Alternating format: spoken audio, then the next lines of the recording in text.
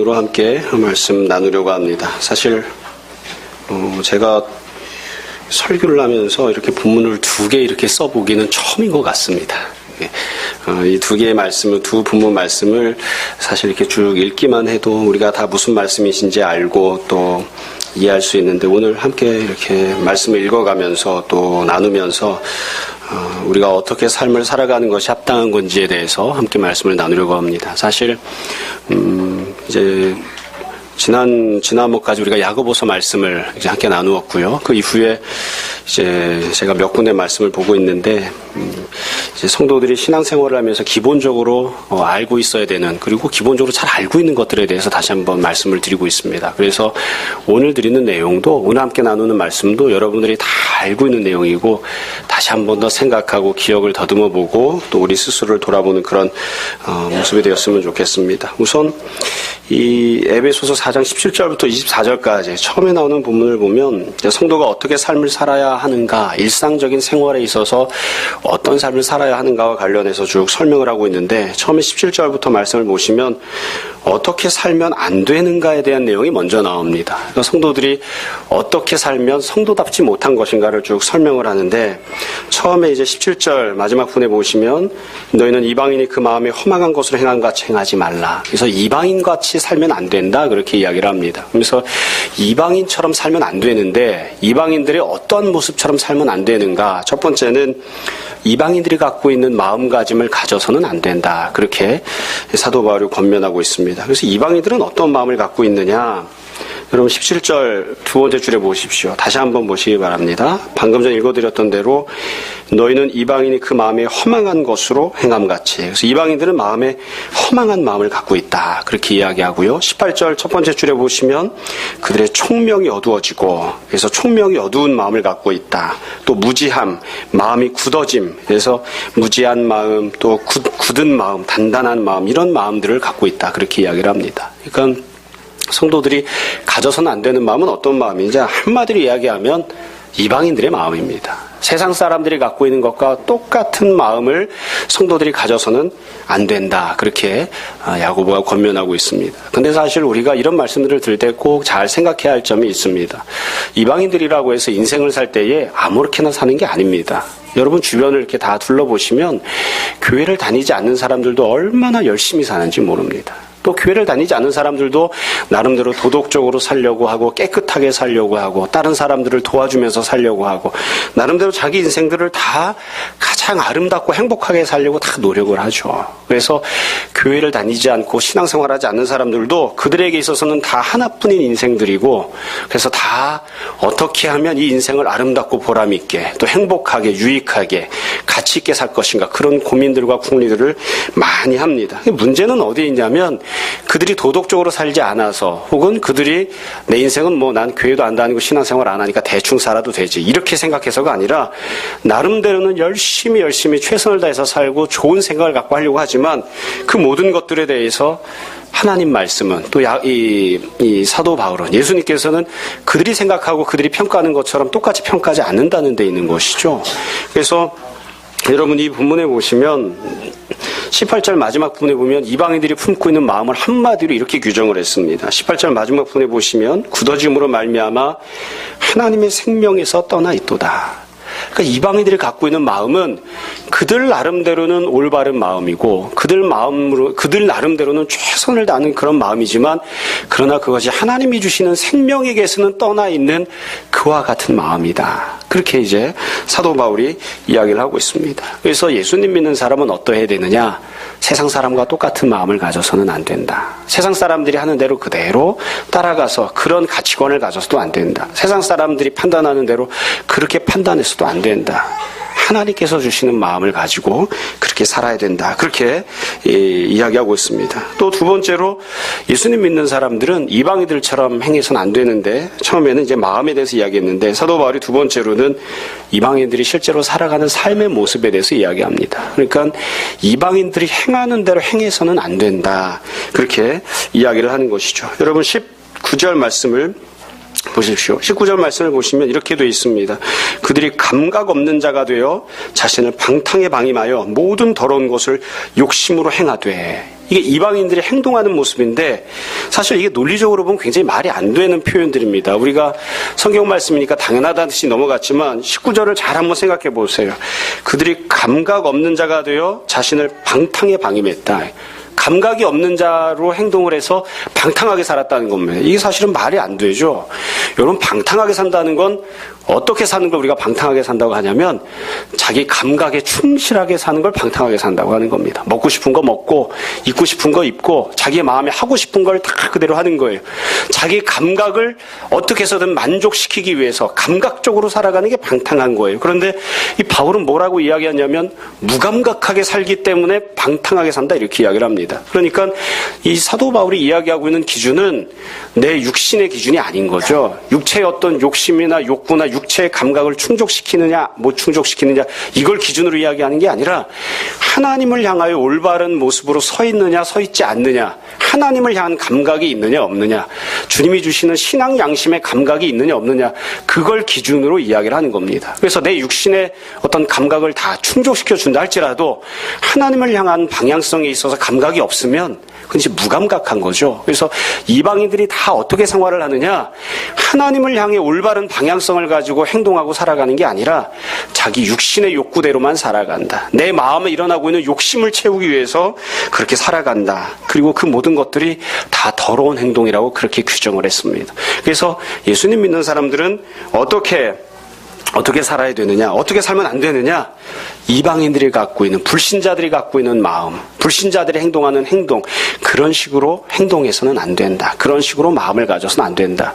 그렇게 규정하고 그렇게 명령을 합니다. 이 이야기는 뭐 어렵지 않습니다. 우리가 어떻게 사는 게 이방인처럼 사는 건지는 주변을 둘러보면 너무나 쉽게 알 수 있기 때문에 이게 어려운 내용이 아니에요. 한마디로 이야기하면 네가 여지껏 살아온 대로 살면 안 된다 그겁니다. 여러분 가운데 혹시 유대인이 있습니까? 저는 몰랐는데 혹시 나는 혈통상 이스라엘 사람이다 이런 분이 계신가요? 나는 태어났을 때 8일 만에 할례를 받았습니다. 율법 때문에. 나는 율법을 지키면서 살아왔습니다. 아마 그런 분들은 한 명도 없을 거예요. 그러니까 이 이방인들의 생각과 행동대로 살지 말라고 하는 걸 우리식으로 그냥 쉽게 이야기하면 네가 여지껏 산 대로 살지 말라 이거예요. 제가 늘 밥 먹듯이 말씀드리지만 우리는 아무리 신앙생활을 오랫동안 해왔어도, 우리 부모님, 우리 선조들이 아무리 오래전부터 신앙생활을 해왔어도 우리 조상들 가운데 5대 선조 이상 신앙생활했던 사람 한 명도 없습니다. 누가 있습니까? 그래서 우리나라 사람들은 우리가 흔히 학교에서 이야기하는 것처럼 반만년 역사라고 하잖아요. 5,000년 역사라고 하는데 만약 우리나라 역사가 반만년 역사라고 한다면 5,000년 동안 우상 숭배하고 5,000년 동안 음란하게 생활하고 5,000년 동안 하나님 섬기지 않고 5,000년 동안 죄를 짓고 살았습니다. 그러니까 5,000년 동안 악한 생각, 5,000년 동안 악한 행동을 하면서 살아온 게 우리들의 모습인 거예요. 그러니까 그게 다 면면이 우리 속에 흘러 넘치고 있죠. 우리가 은연중에 자연스럽게 갖고 있는 모든 생각은 다 이방인의 생각입니다. 우리가 자연스럽게 하는 모든 행동들도 다 이방인들의 행동입니다. 그래서 이 바울이 했던 이야기를 그냥 우리식으로 이야기하면 네가 자연스럽게 갖는 생각, 너에게 익숙하고 자연스러운 행동, 그 모든 것들이 다 죄악이라고 하는 사실을 잘 기억하고 그런 생각, 그런 행동을 다 떨쳐버려야 된다. 그렇게 살면 안 된다. 지금 사도 바울이 그렇게 권면하는 것입니다. 우리는 참 불행하게도 하나님 믿는 백성 가운데 태어난 것이 아니었기 때문에 이 사도 바울의 권면을 잘 기억해야 됩니다. 어떤 상황을 만났을 때, 또 어떤 현실에 처했을 때, 내가 어떤 생각을 하게 되었을 때 그 생각이 과연 주님의 뜻에 합당한 생각인지 아니면 이방 사람들이 갖고 있는 불신자들의 생각인지 우리는 우리가 품고 있는 생각 처음부터 끝까지 몽땅 다 다시 한번 생각해 봐야 됩니다. 그게 어쩔 수 없는 우리들의 모습입니다. 사도 바울이 지금 그렇게 권면하는 거예요. 네가 갖고 태어난 모습, 네가 교육받고 성장한 모습, 네가 잘 알고 있는 모습, 그 모든 것들이 혹시 하나님의 생각, 하나님의 삶에 합당한 것이 아니라 이방인의 생각과 이방인의 행동이 아닌지를 다시 한번 생각해 봐라. 그렇게 이야기를 하고 있습니다. 여러분, 결국 이 이야기를 다른 식으로 또 이야기하자면 넌 이방인들과 다른 삶을 살라는 것입니다. 이방인들이 사는 것과는 다른 종류의 삶을 살아야 한다. 그것이 예수님 믿는 사람이 살아가야 할 삶의 모습이라는 것이죠. 여러분, 이걸 우리는 종종 자꾸 다른 것으로 바꾸려고 하는 때들이 있습니다. 제가 어렸을 때부터 신앙생활할 때 교회에서 늘 목사님께서 또 선생님들이 그렇게 가르쳐 주셨습니다. 예수님 믿는 사람은 탁월한 삶을 살아야 된다.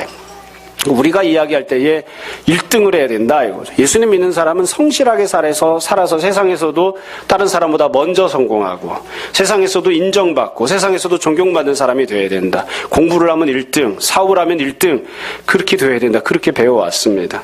물론 그 말이 틀린 말은 아닙니다. 그런데 이 사도 바울이 지금 이야기하고 있는 내용은 그런 뜻은 아닙니다. 탁월한 자가 되어야 된다. 1등이 되어야 된다. 이게 아니라 너는 다른 모습으로 살아야 된다는 겁니다. 세상 사람들이 갖고 있는 생각과 다른 생각을 가져야 된다. 세상 사람들이 살아가는 것과 다른 삶을 살아야 된다. 탁월한 자가 되느냐 되지 못하느냐는 두 번째 문제예요. 그건 다른 문제고 그건 전혀 별개의 문제이고 세상 사람들과 다른 종류의 삶.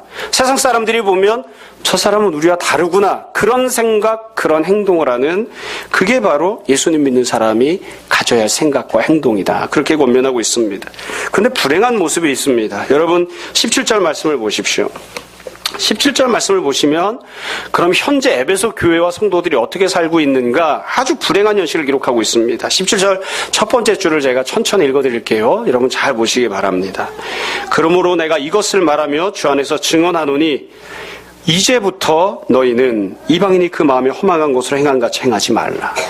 바울이 뭐라고 명령하냐면 이제부터 이렇게 행동하지 말라는 겁니다. 이제부터 이런 마음을 갖지 말라는 거예요. 여러분 이 명령을 듣는 사람들이 예수님을 안 믿는 사람들이냐? 아닙니다. 다 예수님 믿던 사람들입니다. 에베소 교회가 지금 세워진 지 한참 됐습니다.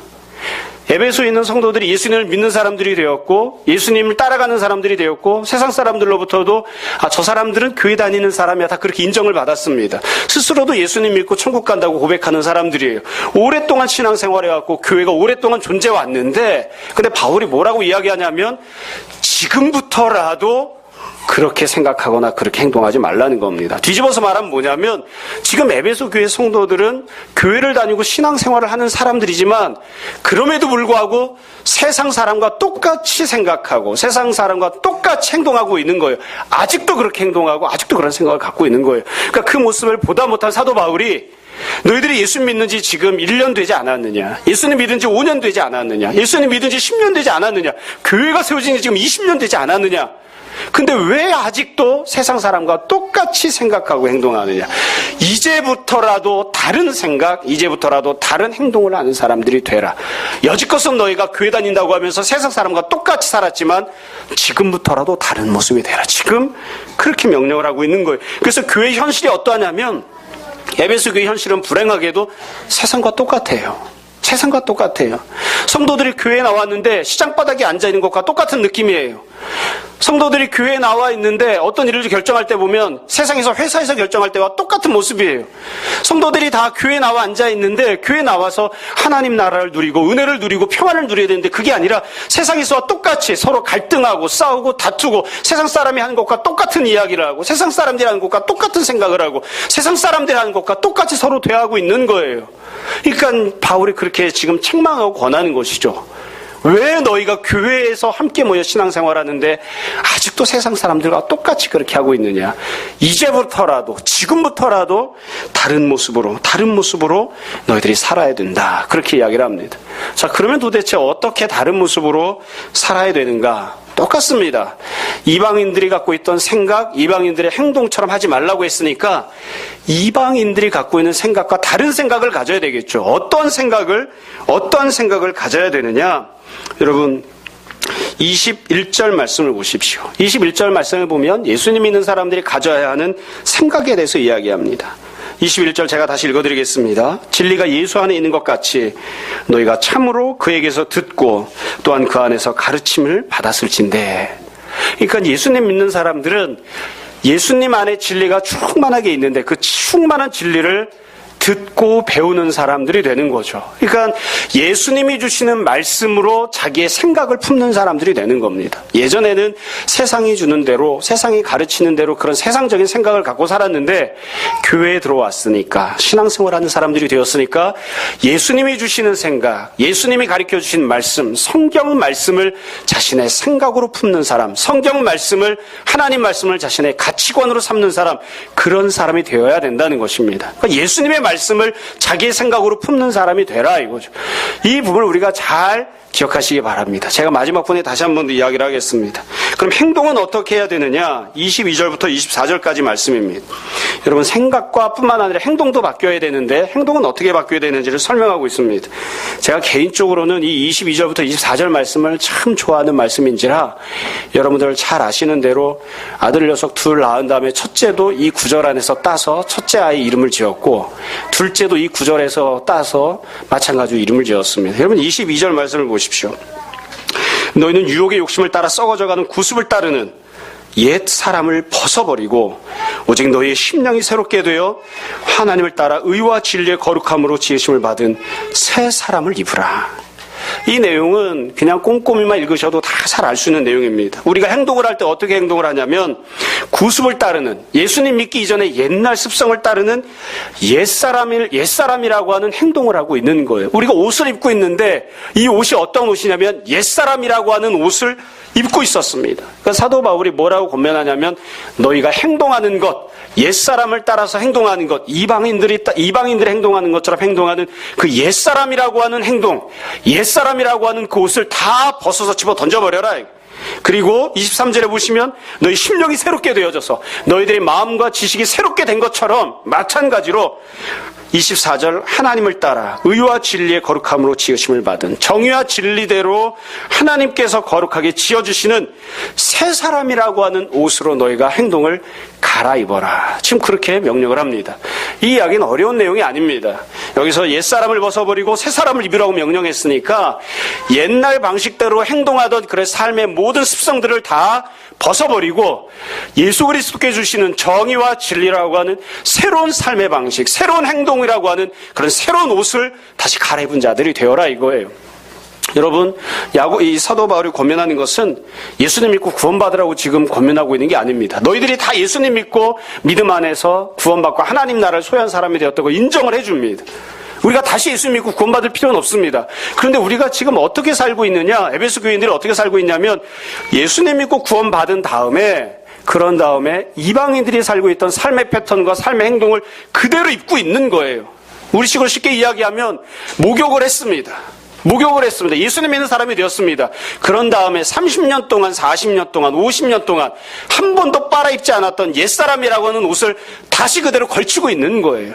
그러니까 바울이 그렇게 이야기하는 거죠. 네가 목욕을 하고 새로운 사람으로, 새로운 피조물로 변화를 받았으니까 너희들이 살아가는 삶의 패턴도, 삶의 행동도 예수님께서 주시는 정의, 예수님께서 주시는 진리, 거기에 합당한 새로운 행동이라고 하는, 새 사람이라고 하는 옷으로 다 갈아입어라. 그렇게 이야기를 하고 있는 것이죠. 여러분, 이 부분을 잘 보시면 아주 간단하게 이 바울이 권면하고 있는 것을 알 수 있습니다. 행동에 있어서 또 생각에 있어서 변화해야 된다는 거예요. 행동에 있어서 생각에 있어서 어떻게 변화해야 되느냐? 예수님이 주시는 말씀으로 가득 찬 생각을 하는 사람들이 되어야지 되고 예수님이 주시는 진리에 합당한 행동을 하는 사람들이 되어야 한다는 것입니다. 이 기준이 우리가 당연하게 생각하지만 너무나 중요한 기준입니다. 딱 한 가지 기준만 사도 바울은 제시합니다. 오직 예수 그리스도 한 분만이 기준이십니다. 여러분 두 눈을 크게 뜨고 다시 한번 잘 생각해 보시기 바랍니다. 예수님 믿는 사람은 어떤 점에서 다른 종류의 사람들이냐? 세상 사람들은 다 비도덕적인데 예수님 믿는 사람은 도덕적이어서 아닙니다. 세상 사람들도 도덕적으로 삽니다. 우리가 그분을 착각하면 안 됩니다. 세상 사람들도 다 어떻게든 선하게 살려고 합니다. 어떻게 보면 불교 믿는 사람이 더 선하게 살려고 합니다. 목숨 걸고 선하게 살려고 합니다. 왜 그렇죠? 왜 불교 믿는 사람이 더 선하게 살려고 노력하죠? 그 사람들은 선하게 살아야만 다음번에 태어날 때 개돼지로 안 태어나고 사람으로 태어난다고 믿기 때문에 어떻게 해서든지 선하게 살려고 합니다. 불교 믿는 사람, 유교 믿는 사람, 종교 없는 사람 다 도덕적으로 살고 다 열심히 살고 다 착하게 살려고 노력을 합니다. 아까 처음에 말씀드린 대로 인생을 가치 있게 살고 노력한다고요. 우리가 그들과 다른 생각을 갖는 것, 그들과 다른 행동을 하는 건 예수님 믿지 않는 사람들은 비도덕적인데 우리는 도덕적이어서 아닙니다. 그거 아닙니다. 물론 예수님 믿으면 더 도덕적이어야 되죠. 근데 그게 차이점이 아니에요. 그들은 세상적으로 생각하고 세상적으로 생활하지만 우리는 예수님 말씀을 우리의 생각으로 품고 참고 예수님처럼 살아가려고 하는 그게 우리의 생각과 행동이기 때문에 그게 다른 거예요. 그게 다른 거예요. 그래서 세상 사람들이 우리를 보면 저 사람들은 왜 저렇게 도덕적이지? 저 사람들은 왜 저렇게 착하지? 그것 때문에 차이점을 느껴야 되는 게 아니라 저 사람들은 예수님처럼 생각하네. 저 사람들은 예수님처럼 행동하네. 저 사람들을 보니까 예수님을 보는 듯하네. 거기에서 차이점이 느껴져야 하는 거죠. 그러니까 도덕적으로 살아가는 것, 열심히 살아가는 그건 아주 하등한 것들이에요. 그건 당연히 그래야 되는 거예요. 예수님을 믿던 믿지 않던 다 도덕적이어야 됩니다. 늘 말씀드리지만 세상에서 1등을 하건 꼴찌를 하건 다 도덕적이어야 됩니다. 부자건 가난하건 다 도덕적으로 살아야 됩니다. 힘이 있건 힘이 없건 다 법을 잘 지키면서 살아야 됩니다. 그건 예수를 믿느냐 믿지 않느냐와 아무 상관이 없어요. 예수를 믿지 않아도 예수를 믿어도 다 그렇게 살아야지 돼요. 왜 법을 어기면서 살아갑니까? 왜 손가락질 당하면서 살아갑니까? 그렇게 살면 안 되는 거예요. 불교를 믿는 사람도 종교가 없는 사람도 다 그렇게 살아야 됩니다. 그러나 우리가 살아가야 하는 삶은 그게 아니에요. 우리는 예수님 말씀을 우리의 지식으로 삼고 예수님께서 살아가셨던 것처럼 행동하면서 살아가는 그게 우리의 삶이 되어야 하는 것이죠. 여러분, 우리가 이 사실을 잘 생각했으면 좋겠습니다. 세상 사람들이 우리를 보고 어떻게 이야기를 해야 하는가? 세상 사람들이 우리를 보고 어떻게 이야기를 해야 되는가? 예수님 같다고 이야기해야 됩니다. 늘 말씀드렸던 것들을 몇 가지 다시 한번 말씀드리려고 합니다. 어떤 사람이 열심히 공부했습니다. 당연히 성적이 좋게 나왔겠죠. 물론 그렇지 않은 경우도 있지만 그래서 그 사람이 1등을 했습니다. 그럼 세상 사람들이 뭐라고 이야기할까요? 열심히 사는 사람, 공부를 잘하는 사람, 1등을 하는 사람 그렇게 이야기합니다. 그걸 보고 예수님 믿는 사람이라고는 절대로 이야기하지 않습니다. 아무리 예수님 믿는 사람이 성실하게 열심히 살아서 부자가 됐어도 세상 사람들은 예수님 믿는 사람 역시 다르구나 그렇게 이야기하지 않습니다. 돈 많은 사람, 높은 지에 오른 사람, 고시 합격한 사람 그렇게 이야기할 뿐입니다. 그건 예수님 믿는 사람이나 믿지 않는 사람이나 다 똑같습니다. 우리가 세상 사람들로부터 인정받아야 되는 것, 우리가 세상 사람들과 달라야 되는 것은 예수님 믿는 사람은 정말 다르구나. 저 사람은 생각이 예수님처럼 생각하는구나. 저 사람은 행동하는 것이 예수님처럼 행동하는구나. 그것에 있어서 우리가 세상 사람들과 달라야 됩니다. 조금 극단적으로 말씀드리면 열심히 살아도 이 세상이 악하기 때문에 부자가 못 되는 사람 많이 있습니다. 열심히 공부해도 머리가 좋지 않아서 주님이 주신 은혜가 그거밖에 안 되는데 어떻게 하겠어요? 공부 못하는 사람도 많이 있습니다. 저처럼 그림 못 그리는 사람은 초등학교, 중학교 다닐 때 우리 선생님이 늘 그러셨다고요. 호진아, 넌 정말 안타깝다. 21세기에 태어났으면 세계적인 화가가 됐을 텐데 20세기에 태어났기 때문에 20세기 관점을 갖고 있는 내가 보기엔 도대체 무슨 그림인지 모르겠다. 그런 사람도 있는 거예요. 아무리 열심히 그림을 그려도 선생님이 너에게는 80점을 주기가 아깝구나. 그래서 79점 주시고. 그런 사람도 있는 거예요. 거기에서 차이가 나라고 하는 것이 아닙니다. 거기에서 차이가 나라고 하는 것이 아닙니다.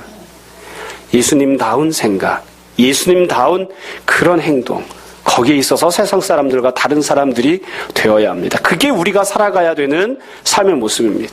두 번째로 그렇다면 도대체 예수님처럼 행동하고 살아간다는 건 어떻게 행동하고 살아간다는 것을 뜻하는가? 에베소서 6장 5절부터 9절까지 두 번째 본문에 그 내용이 나와 있습니다. 여러분이 5절부터 9절까지 내용을 보시면 삶을 살아갈 때 어떤 모습으로 살아가야 하는지에 대해서 쭉 이야기를 하는데 우리가 이 부분만 읽었지만 사실 에베소서는 4장, 5장 그리고 6장 앞부분까지 쭉 보시면 가정 안에서 생활을 해야 하는 부분에 대해서 말씀을 기록하고 있습니다.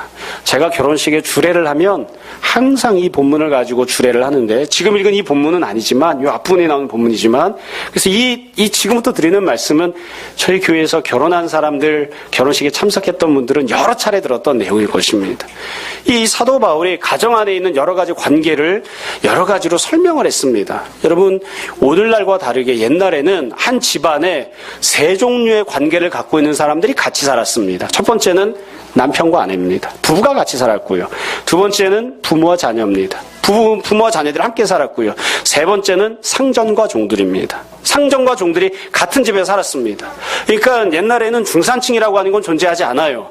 아주 잘 사는 사람 아니면 못 사는 사람 뿐이에요. 그래서 아주 잘 사는 사람 집에 보면 주인이 있고 그 주인뿐만 아니라 종들도 같이 지냈던 거예요.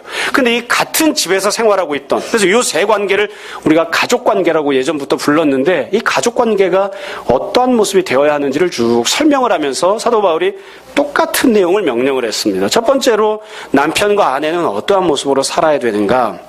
남편과 아내는 어떻게 살아야 되는가? 아내들을 향해서 명령을 하죠. 아내들아, 남편에게 복종하라. 어떻게 복종하라고 했냐면 그리스도께 복종하듯이 복종하라. 주께 복종하듯이 복종하라. 그러니까 남편을 향해 대할 때 어떤 마음으로 대해야 되냐면 예수님께서 말씀하신다라는 생각을 가지고 남편이 하는 이야기에 복종하라는 것입니다. 남편을 향하여, 예수님을 향하여 하듯이 그렇게 복종하라. 그럼 남편은 아내에게 어떻게 해야 되느냐?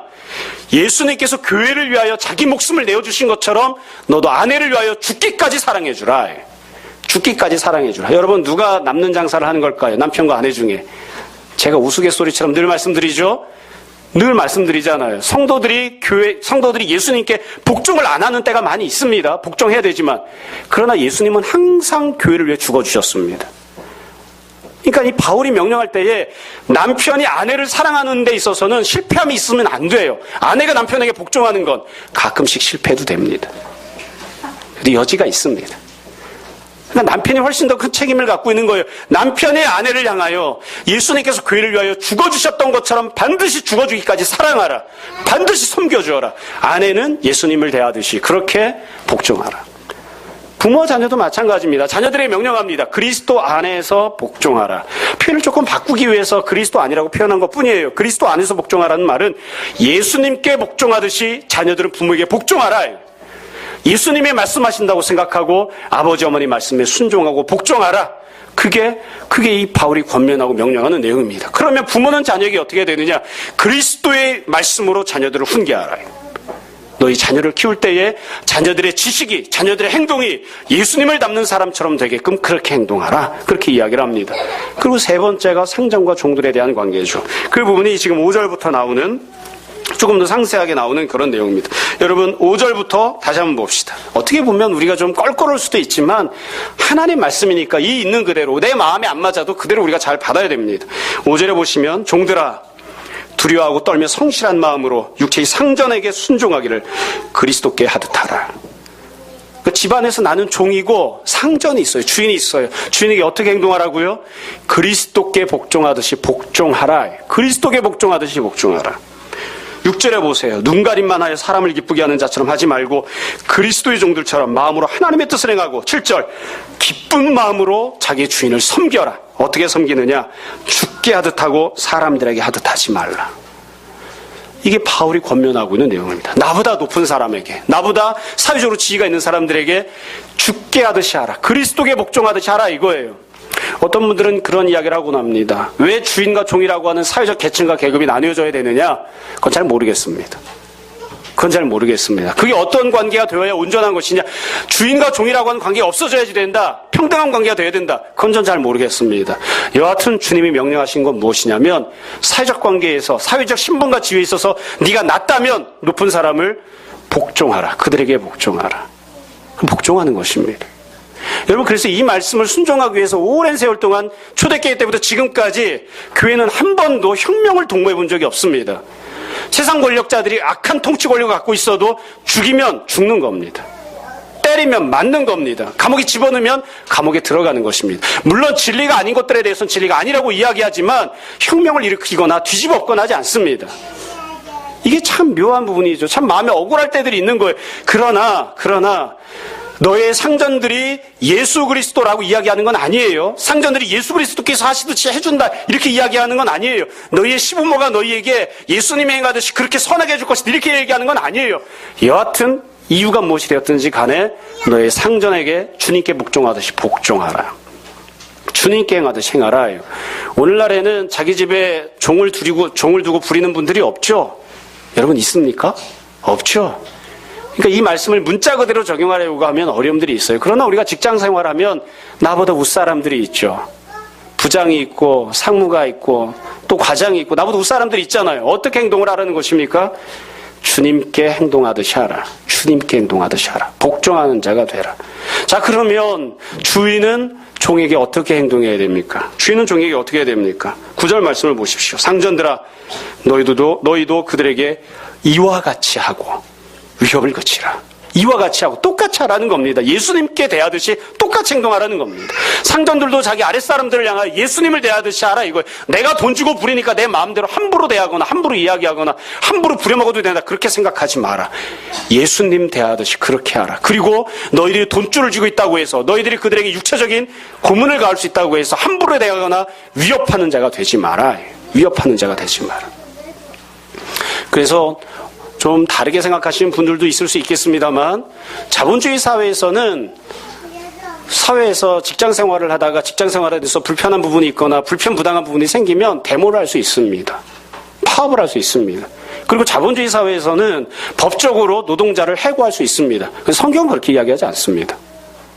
성경에서 이야기하는 것은 파업하는 게 아닙니다. 데모하는 게 아닙니다. 성경에서 이야기하는 것은 고용주가 자기가 데리고 있는, 자기가 돈을 주고 사용하는 사람들을 해고하거나 자르겠다고 위협하거나 협박하는 것, 그것을 허용하는 것이 아닙니다. 우리가 자본주의 사회에서 살고 있기 때문에 자본주의 방식대로 하고 있는 것 뿐인 거죠. 성경 그걸 원하지 않아요. 성경 그렇게 이야기하지 않아요. 고용주가 너에게 부당하게 하면 그래도 그 사람에게 복종하라. 그리고 내가 부리고 내가 데리고 있는 사람들이 합당하지 않은 것처럼 보여도 그 사람을 위협하지 마라. 협박하지 마라. 그 사람의 돈줄을 네가 쥐고 있다고 해서 네 마음대로 흔들지 마라. 주님께 대하듯이 하라. 이게 지금 사도 바울이 성도들을 향해서 하고 있는 이야기입니다. 그러니까 세상 사람들은 이해가 안 되겠죠. 그렇게 하는 모습이. 그렇게 하라 이거예요. 세상 사람은 이해가 안 되지만 너는 예수님 믿는 사람이니까 예수님 믿는 사람답게 그 기준을 갖고 행동하라 이거예요. 그래서 여기 보시면 어떤 식으로 행동하는지 기준이 딱 한 가지입니다. 아랫사람은 윗사람을 향하여, 아랫사람은 윗사람을 향하여 죽게 하듯이 행동하라. 윗사람은 아랫사람을 향하여 죽게 하듯이 행동하라. 예수님은 아주 단도직입적으로 말씀하셨죠. 어린 소자 한 사람에게 행동하는 것이 바로 나에게 하는 것이다. 너희가 어린 소자 한 사람에게 선지자 이름으로 물을 대접하면 너희가 선지자의 상을 받을 것이다. 길거리 지나가는 작은 한 사람이, 교회는 어린 아이가 바로 예수님이라고 생각하고 예수님처럼 대하라. 여러분, 예수님 믿는 사람이 갖고 있는, 행동할 때 갖고 있는 유일한 기준이 무엇입니까? 예수님 대하듯이 하라는 것입니다. 학생은 어떻게 공부를 해야 됩니까? 어떻게 살아야 됩니까? 예수님이 학생이었으면 어떻게 행동하셨을까? 그거 기준 갖고 행동하는 겁니다. 예수님이 학생이었으면 오락실을 다녔을까요? 길거리 다니면서 핸드폰 가지고 오락하면서 다녔을까요? 마을버스를 타고 다니면서 고스톱이나 쳤을까요? 예수님은 안 하셨을 것이다. 그럼 안 하는 겁니다. 간단합니다. 직장인은 어떻게 생활을 하고 행동을 해야 되는가? 예수님이 어떻게 행동하셨을까? 예수님은 직장 생활하실 때 어떻게 하셨는가? 그것에 맞춰서 직장 생활하라는 것입니다. 인간관계에 있어서, 다른 사람들에 있어서, 내가 감당해야 되는 모든 종의 일들에 있어서 어떻게 살아야 되는가? 인간관계에 있어서 내가 만나고 대하는 모든 사람들을 예수님 대하듯이 그렇게 대하라. 내가 감당해야 되는 모든 일들을 대해서 예수님께서 하셨던 것처럼 너도 그 일을 똑같이 그렇게 감당하라 이거예요. 여러분, 아마 우리가 이 모든 내용들을 아마 모르시는 분들은 아무도 안 계실 거예요. 여러분, 다시 한번 잘 생각해 보시기 바랍니다. 제가 하고 싶은 이야기는, 또 성경 말씀이 권면하고 있는 이야기는 매우 간단합니다. 오늘날 교회를 보면, 그리고 오늘날 예수님 믿는 사람들의 가정을 보면, 그리고 성도들을 보면 참 불행한 모습들이 많습니다. 왜 그러냐면 예수님 믿는 성도도 세상 사람과 똑같이 생각하고 행동하기 때문입니다. 세상에서 좋다고 하는 것을 예수님 믿는 사람도 좋다고 생각합니다. 세상에서 추구하는 것을 예수님 믿는 사람도 추구합니다. 세상에서 좋다고 하고 세상에서 인정받는 것을 교회에서도 똑같이 이야기를 한다고요. 절대로 그렇게 하면 안 되는 거예요. 몇 번이나 말씀드리지만 교회에서는 공부 잘하는 아이를 칭찬하지 않습니다. 누구를 칭찬하죠? 신앙생활 잘하는 아이를 칭찬합니다. 여러분, 다시 한번 묻겠습니다. 목사님은, 저는 예쁜 자매를 좋아할까요? 안 예쁜 자매를 좋아할까요? 누구를 좋아하겠습니까? 세상에서는 쭉쭉빵빵을 좋아해도 교회에서는 그렇지 않습니다. 저는 신앙생활 잘하는 자매가 가장 귀합니다. 신앙생활을 열심히 못하는 자매는 안타깝기 때문에 귀합니다. 우리 세상과 다른 생각을 갖고 살아간다고요. 교회에서는 세상과 다른 기준을 갖고 행한다고요. 왜 세상에서 돈 많은 사람들이 높은 지위에 올라가니까 교회에서도 돈 많은 사람이 높은 지위에 올라가야 됩니까? 왜 리더십이 자리 않습니까? 절대로 그렇게 하면 안 된다고요. 왜 세상 사람들이 돈을 많이 벌어야 된다고 하니까 왜 교회까지 와서 신앙생활하는 사람들도 돈 하느냐 말이죠. 그렇게 행해서는 안 된다고요. 세상 사람들은 돈이 많아야 행복하고 높은 지위에 올라가야 행복하고 사람들로부터 박수를 받아 행복하지만 예수님 믿는 사람은 그렇게 행복한 게 아니에요. 예수님 믿는 사람은 예수님의 생각을 품고 주님과 동행하고 이 땅에서도 하나님 나라를 누리고 주님처럼 살고 비록 매를 맞고 핍박을 당하고 손해보는 것처럼 보여도 예수님께서 살아가신 것처럼 살아가면서 사람들로부터 예수님답다는 칭찬과 인정을 듣는 것을 늘 추구하는 그게 신앙인이 살아가야 하는 모습인 거예요. 교회가 어떤 일을 할 때에 그 모습이 올바르냐 올바르지 않느냐 어떻게 우리가 판단할 수 있을까요? 매우 간단해요. 예수님은 어떻게 하셨는가? 예수님은 어떻게 하셨는가? 예수님은 어떻게 말씀하시는가? 그거 한 가지가 기준인 거죠.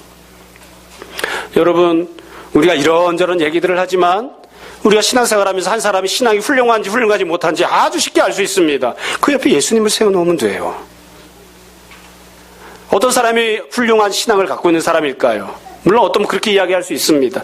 하루에 2시간 기도하고 하루에 2시간 성경 읽고 하루에 어쩌고 저쩌고 여러 가지 이야기할 수 있습니다. 또 어떤 분들은 성실하게 생활해서 사회적으로 인정받고 높은 자리에 올라가고 그런 것들도 이야기할 수 있습니다. 그런데 그런 모든 것들이 기준이 아니죠. 옆에다 예수님을 세워놓으면 됩니다. 얼마만큼 주님을 닮았는가? 얼마만큼 주님과 똑같은 생각을 하는가? 얼마만큼 주님처럼 말을 하는가? 얼마만큼 주님처럼 행동하는가? 그거 한 가지가 기준입니다. 여러분, 이 세상은 다 망할 겁니다. 다 없어질 겁니다. 결국 우리가 주님 앞에 섰을 때에는 내가 돈을 얼마나 벌었느냐? 아무도 그거 들고 가지 않아요. 내가 얼마나 높은 자리에 올라가고 얼마나 공부를 잘했느냐? 집같이 이렇게 해봤자 얼마나 했겠어요? 그거 기준이 아니에요. 예수님 앞에 설 때 우리는 네가 얼마나 복음의 지식을 가지고 얼마나 복음대로 순종하며 살았는가만을 기준으로 평가를 받습니다. 예전에 아주 유명한 목사님이 그런 책을 썼죠. 예수 믿는 사람의 가정 무엇이 다른가. 그 집 아들내미 그 책을 집어 던졌답니다. 아빠나 똑바로 해. 아빠가 이런 책을 쓸 자격이 있어 그랬다는 거예요. 목사 집에 있던 아들이 그랬다는 거예요. 예수 믿는 사람 가정 무엇이 다른가? 예수 믿는 사람 가정이 세상 가정과 똑같더라 이거예요. 세상에서도 늘 공부, 돈. 그렇게 하면서 그것만 추구해서 애들을 들들 볶았는데 예수 믿는 사람 가정에서도 목사 집안 가정에서도 장로 집안 가정에서도 권사 집안, 집사 집안 가정에서도 애들을 향해서 왜 성경을 안 읽니? 왜 기도를 하지 않니? 왜 어른의 시대 주님을 붙잡지 않니? 주님을 찬양하고 기도하자. 그렇게 가르치는 게 아니라 항상 목사 가정에서도 장로 가정에서도 돈 벌어야 된다. 공부해야 된다. 세상에서 높은 자리에 올라간다. 똑같이 가르친 거예요. 그러니까 그런 목사님이 예수 믿는 가정이 무엇이 다르냐고 책을 썼을 때에 그 집 아들이 책을 집어 던진 거죠. 우리 가정이 세상 가정과 다른 게 뭐가 있는데? 똑같이 예수님 믿어서 돈 많이 벌고 예수님 믿어서 높은 자리에 올라가고 예수님 믿어서 잘 먹고 잘 살자고 가르쳤지 뭐가 다르냐고.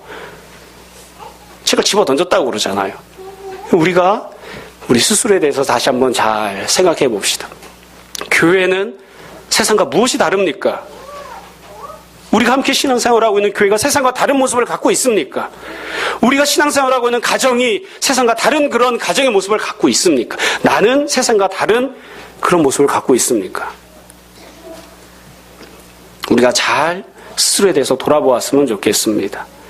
일상생활을 할 때 나 자신에 대해서 그리고 다른 사람들에 대해서 그리고 나에게 맡겨진 여러 가지 일들에 대해서 우리가 다시 한번 잘 생각해보고 과연 내가 주님의 말씀대로 순종하는 주님처럼 행동하고자 하는가 아니면 세상 사람들처럼 행동하지 못해서 내가 마음에 힘들어하고 어려워하고 고통스러워하는가 세상 사람처럼 살려고 세상에서도 가장 지극히 세상적인 사람처럼 되려고 내가 발버둥 치고 있는 것은 아닌가 다시 한번 잘 생각해봤으면 좋겠습니다. 교회는 천국이 되어야 합니다. 예수님 믿는 사람 가정도 천국이 되어야 합니다.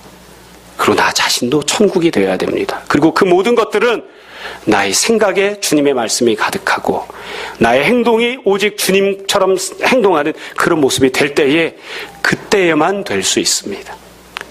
여러분 오늘 말씀을 다시 한번 잘 기억하시고 생각해 보시고 내가 허튼 것들, 엉뚱한 것들을 바라보고 엉뚱하게 도덕적으로, 엉뚱하게 열심히, 엉뚱하게 성실하게 살아가고 있는 것은 아닌지, 엉뚱한 것에서 만족을 누리려고 하고 있는 것은 아닌지 다시 한번 돌이켜 보았으면 좋겠습니다. 모쪼록 우리 생각 가운데 주님 생각이 가득한 사람들, 주님께서 주시는 말씀이 가득한 사람들이 되고 우리가 다 주님 닮은 사람들 되기를 주님의 이름으로 축원합니다.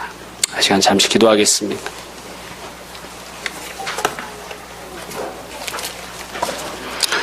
오늘 말씀을 여러분 정돈해 보십시오. 이 시간 함께 우리 회개와 결단을 기도합시다. 함께 기도하겠습니다.